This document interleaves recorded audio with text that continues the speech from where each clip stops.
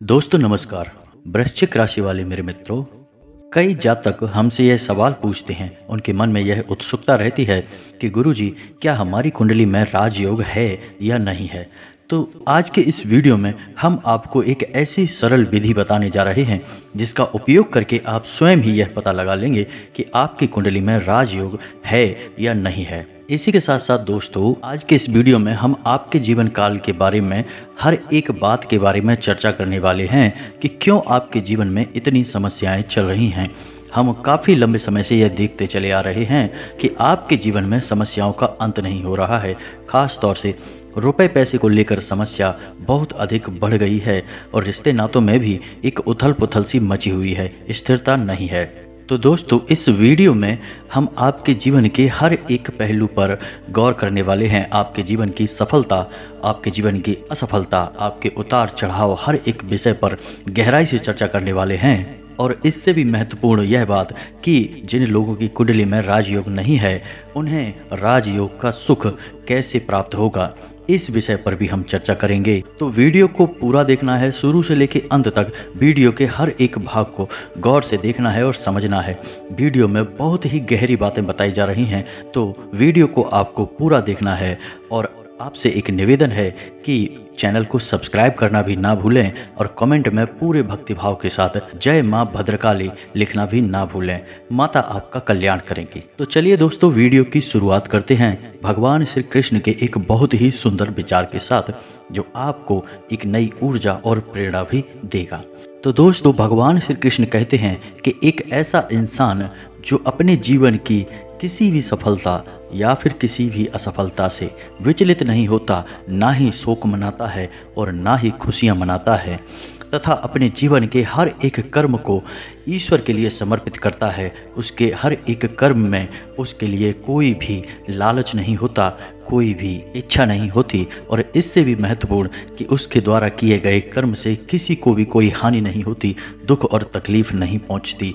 ऐसा इंसान सचमुच में एक कर्म योगी है और उसके द्वारा किया गया हर एक कर्म एक योग है, यानी ईश्वर से उसका जुड़ाव है। हर एक कर्म उसे ईश्वर के और नज़दीक ले जाता है। ऐसा इंसान ही भगवान का सच्चा भक्त कहलाने के लायक होता है और उसे ही जीते जी और मृत्यु के बाद भी स्वर्ग की प्राप्ति होती है।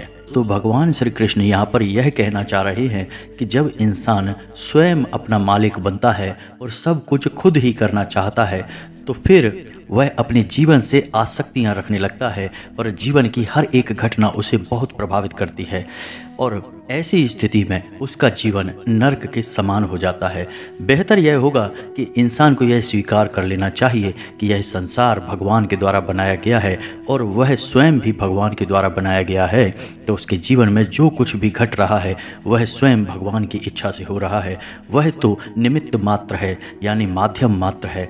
तो फिर इस भाव से जब वह कोई भी कर्म करेगा तो जो भी फल प्राप्त होंगे वह ईश्वर का प्रसाद समझकर उन्हें स्वीकार कर लेगा और उसके जीवन में कोई भी कष्ट नहीं रहेगा, क्योंकि उसके जीवन में संतुष्टि का भाव उत्पन्न हो जाएगा। और जो इंसान अपने जीवन में संतुष्टि के साथ जीता है उसका जीवन ही सफल है और स्वर्ग के समान है।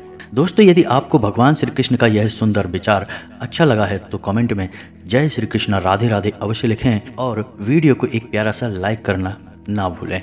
तो चलिए दोस्तों, वीडियो की शुरुआत करते हैं। दोस्तों, बहुत सारे जातक हमसे यह प्रश्न पूछते रहते हैं कि हमारे जीवन में इतनी समस्याएं आखिर क्यों हैं। रुपए पैसे को लेकर समस्याएं बनी रहती हैं, रिश्ते नातों में भी उतार चढ़ाव बने रहते हैं, कभी स्थिरता नहीं आती है, उद्योग धंधे सारे ठप पड़े हैं, पैसा जहां भी लगा दो वापस आता ही नहीं है, डूब ही जाता है। किसी को यदि उधार भी पैसा दे दिया तो कभी भी वापस नहीं आता, और यदि उधार ले भी लिया तो उसे वापस देने की स्थिति कभी बनती नहीं है। जी हाँ दोस्तों, यदि आपके जीवन में भी कुछ ऐसी स्थितियां चल रही हैं तो यह वीडियो केवल आपके लिए है। यदि आपको धन दौलत की समस्या है, रुपए पैसे की दिक्कत है, रिश्ते नातों में भी यदि आपको केवल और केवल निराशा हाथ लग रही है, आपका जीवन भी उतार चढ़ाव से भरा हुआ है, तो यह वीडियो केवल और केवल आपके लिए है। तो दोस्तों, सबसे पहले हम इस विषय पर चर्चा करेंगे कि आपके जीवन में रुपया पैसा क्यों नहीं आ रहा है, रुपए पैसे को लेकर दिक्कतें क्यों बनी हुई हैं। लेकिन उससे पहले दोस्तों, हम आपको बता दें कि आपकी ग्रहों की स्थिति अच्छी बनी हुई है, आपके पक्ष में है। ग्रहों की तरफ से आपको कोई भी बाधा या परेशानी नहीं है। तो फिर आपके मन में यह सवाल उठेगा कि फिर ऐसी कौन सी समस्या है जो आप अपने जीवन में इतने दुखी हैं, परेशान हैं, आपके धंधे व्यापार चल नहीं पा रहे हैं, रुपए पैसे की इतनी दिक्कत क्यों बनी हुई है।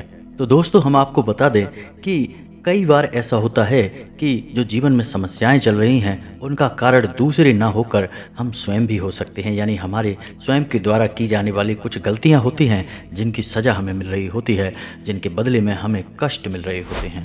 जी हाँ दोस्तों, और आपके साथ तो अक्सर ऐसा होता है कि आपको अक्सर अपने लोगों से ही धोखा मिलता है, आपके अपने ही आपका शोषण करते हैं, आपकी परेशानियां बढ़ाते रहते हैं। और प्रेम के मामले में भी आपकी राशि के जातक अक्सर धोखा खाते हैं, अक्सर परेशान रहते हैं। या तो आप लोगों को सच्चा प्रेम कभी मिल ही नहीं पाता है, और यदि मिल भी जाता है तो उसमें इतनी रुकावटें आती हैं कि कभी कभार रिश्ता समाप्त होने की स्थिति भी बन जाती है। तो दोस्तों सबसे पहले हम आपको बताएंगे कि आपके द्वारा कौन सी ऐसी गलतियां की जा रही हैं जिनकी वजह से आपके जीवन में सारी समस्याएं चल रही हैं। कहीं ना कहीं उसके लिए आप स्वयं ही जिम्मेदार हैं। दोस्तों हमें यह स्वीकार करने में कभी झिझक नहीं होनी चाहिए कि गलती हमारी भी हो सकती है। तो दोस्तों ध्यान से सुनिए कि सबसे पहली गलती आपकी क्या है। हम आपको बता दें कि आपकी सबसे पहली गलती जो आपकी सफलता की सबसे बड़ी बाधक है वह है कि आप अपने आसपास नकारात्मक वातावरण हमेशा बनाकर रखते हैं। जी हाँ दोस्तों, आप माने या ना माने लेकिन यह बात 100% सत्य है। लेकिन कैसे, यह हम आपको बताते हैं। तो दोस्तों आपकी सबसे बड़ी गलती यह है कि आप बात बात पर क्रोध करते हैं। जी हाँ दोस्तों, और यदि आप क्रोध कर नहीं पाते हैं तो गुस्सा आपके मन में भरा रहता है।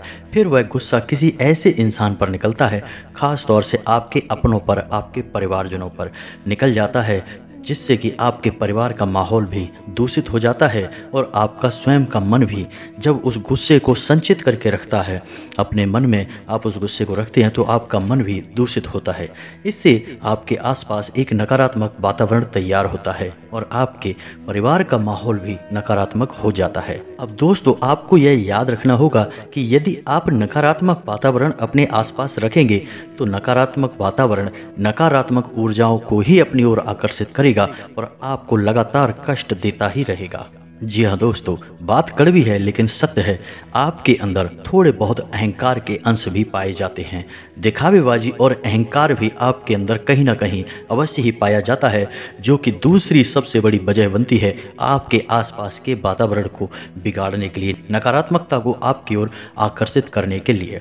जी हाँ दोस्तों, हम जानते हैं कि आप दिन भर अपने कामकाज में व्यस्त रहते हैं, अपनी दुकान पर, अपने व्यापार पर आप दिन भर लगे रहते हैं, कठोर परिश्रम करते हैं और आपको सफलताएं भी प्राप्त नहीं हो पा रही हैं, जिनकी वजह से आप मन ही मन कुछ न कुछ दुखी रहते हैं, थोड़ा बहुत क्रोधित भी रहते हैं और वही गुस्सा आपका इकट्ठा होता रहता है। और शाम को जब आप अपने घर में आते हैं तो किसी छोटी सी बात पर ही आपके परिवारजनों पर आपका गुस्सा फूट पड़ता है।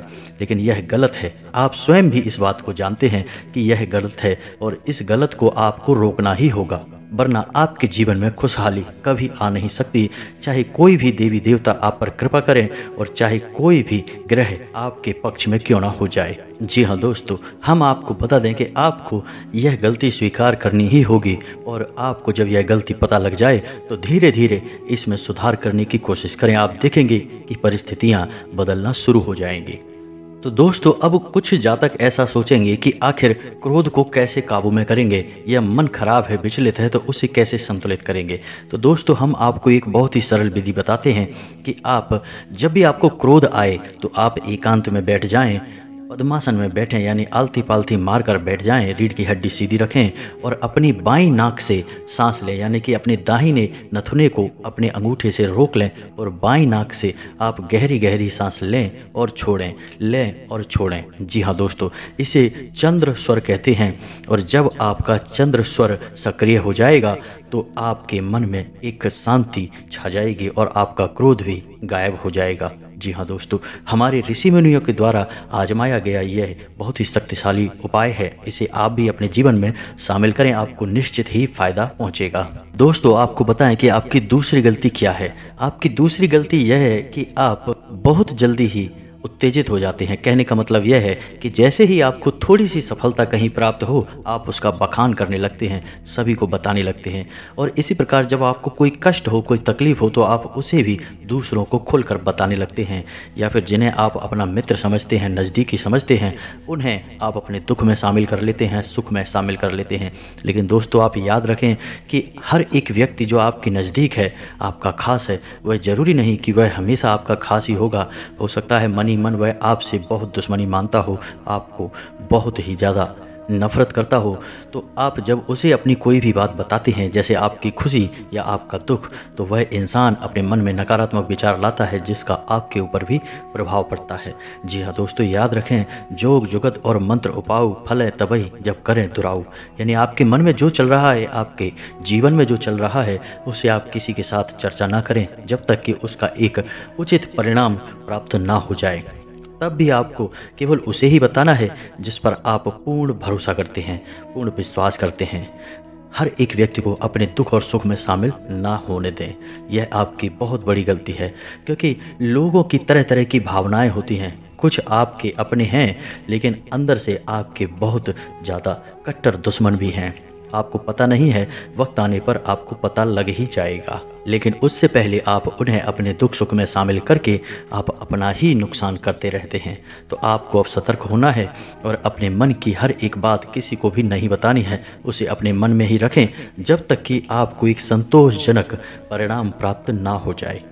और यदि आपको अपने मन के ख्यालों के बारे में, विचारों के बारे में, अपने जीवन के उतार चढ़ाव के बारे में चर्चा करनी ही है, तो आप अपने माता पिता के साथ कर सकते हैं, अपने जीवन साथी के साथ चर्चा कर सकते हैं। इससे आपको शांति प्राप्त होगी और आप इन पर आंख बंद करके भरोसा भी कर सकते हैं। ये केवल आपके लिए ही होते हैं।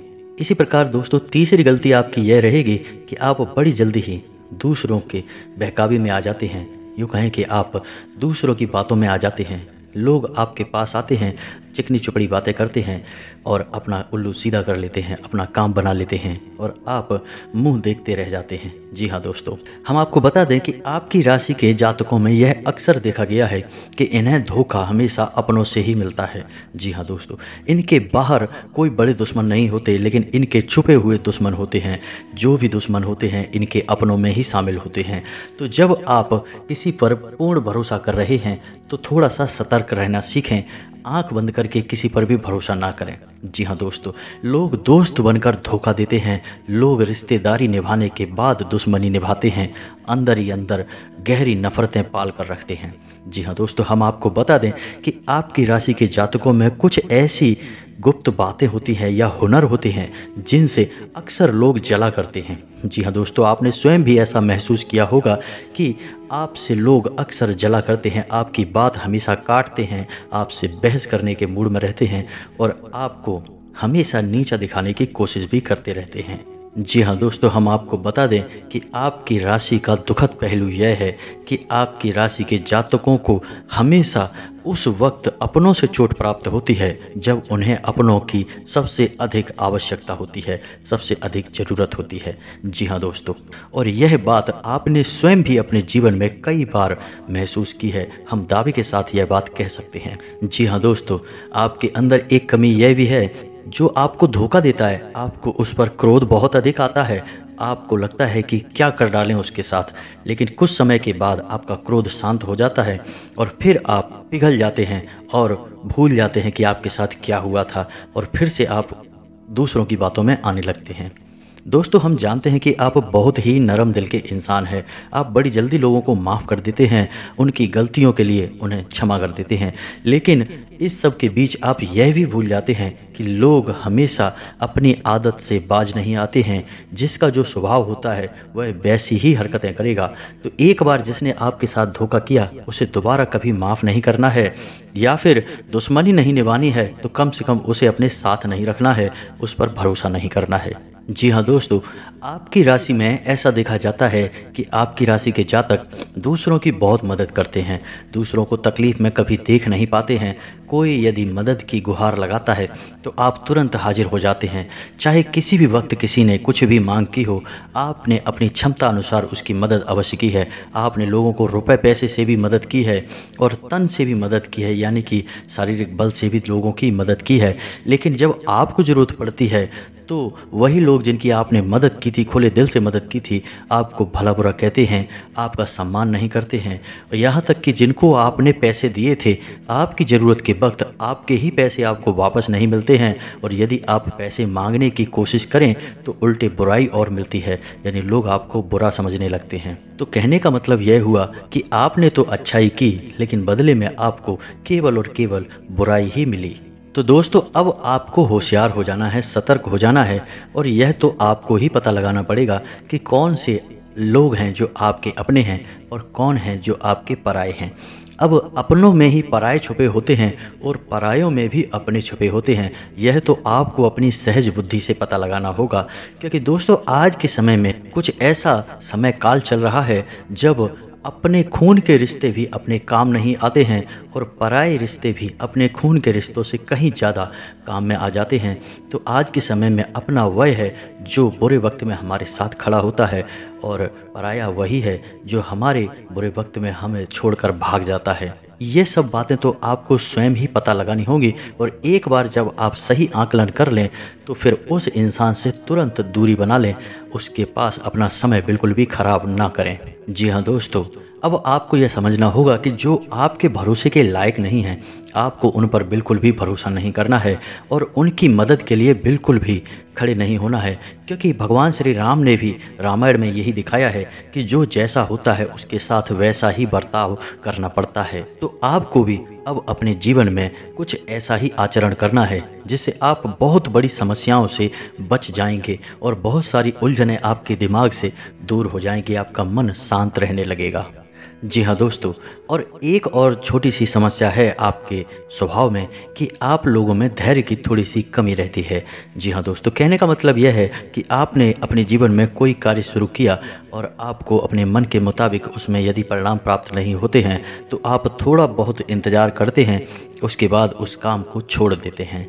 लेकिन आपको यह समझना होगा कि सफलता इतनी आसानी से प्राप्त नहीं हो जाती है। आपको थोड़ा सा कष्ट सहना पड़ेगा और धैर्य के साथ इंतज़ार करना पड़ेगा। प्रयास करते रहने से ही एक ना एक दिन आपको सफलता प्राप्त होगी। छोड़ देने से सफलता प्राप्त नहीं होती है। तो आपको थोड़ा धैर्य से काम लेना भी सीखना होगा। आपका अधीर स्वभाव आपको कई बार उलझनों में डाल देता है और परेशानियां खड़ी करता रहता है, और आपका यही अधीर स्वभाव आपके रिश्ते नातों में भी कड़वाहट की वजह बनता है। जी हाँ दोस्तों, कभी कभी हमारे जीवन में किसी रिश्ते में थोड़ी बहुत खटास हो जाती है तो आप जल्दबाजी में उनसे मेल मिलाप करने की कोशिश करते हैं। यानी कहने का मतलब यह है कि जो जीवन में हमारे रिश्ते हैं, जिनमें उतार चढ़ाव चल रहे हैं, उन्हें समय के अनुसार छोड़ देना चाहिए। उनमें ज़्यादा भावुकता से काम लेने से बने हुए रिश्ते भी बिगड़ जाते हैं।